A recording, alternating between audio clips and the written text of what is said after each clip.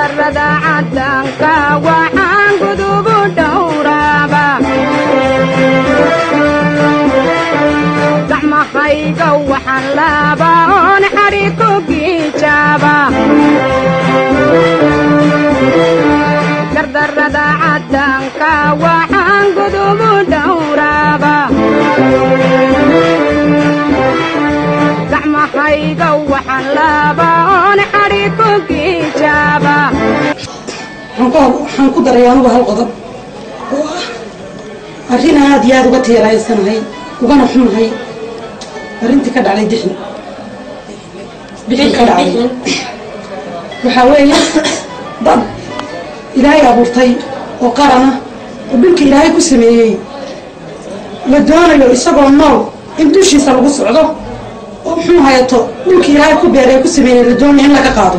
waa dhibaato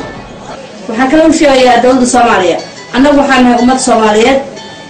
waxaan hoggaanahay 40 saac ugu taaganahay ummadda Soomaaliyeed wada jirkeeda haddii aad nagu ixtiraam weydaan oo marka libaax nagu soo jibsado aad idinkuna ay lugtan si qabataan waa nasiibkayo jiljileec looga dhinto adayga lagu waaro bixin u soo gudbootay waxaan u sheegayaa gabdhahoodu inay la hadlaan maanta ragga iyo haweenka waxaa caqli badan haweenka waa inaad raggiina gardarrada ku soconaya caddaanka ee maanta bixin u soo gudbooday waa inaad la hadashaan waa inaad baxdaan waa inaad baaq ka samaysaan hati jab labaad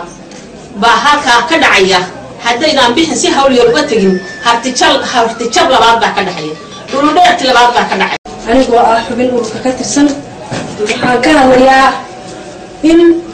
maalin walba dalkayga anagoo dad qarana oo jira oo maxay ahayd tooy aan haba yaraatay wax muruga aan ku jirna aanay jirin maalin walba qof nala siman dhulkayga inuu nagu soo fargeliyo ama maxay ahayd uu nagu hansaab gareeyo